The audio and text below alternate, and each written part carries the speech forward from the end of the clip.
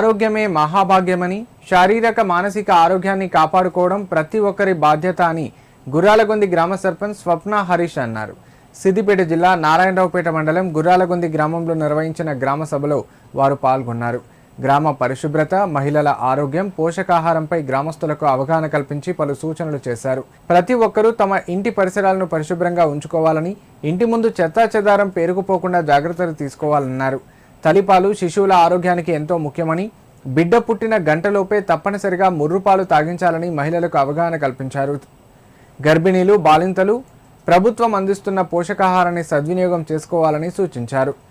ఆరోగ్యకరమైన గ్రామ నిర్మాణానికి ప్రతి ఒక్కరూ భాగస్వాములు కావాలని సర్పంచ్ స్వప్న హరీష్ కోరారు. మహిళా గ్రామ సభ మీటింగ్ ఏర్పాటు చేయడం జరిగింది. మహిళా సంఘాల గురించి వివరించడం జరిగింది.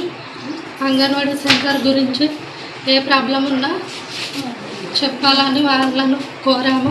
ఏంటంటే మహిళా సభ్యుల గురించి, సమస్యల గురించి తెలియచేయడం జరిగింది. సెల్ఫ్ హెల్ప్ గ్రూపులు ఏ విధంగా నడుస్తున్నాయి ఏంటి అనే సమీక్ష చేయడం జరిగింది. అందులో కొంతమంది గ్రూపులలో కొన్ని గ్రూపులు మాత్రం సరిగా నడవడం లేదు అని చెప్పడం జరిగింది. ఆ గ్రూపుల సభ్యులను కూడా మేము గ్రామ పంచాయతీ వద్ద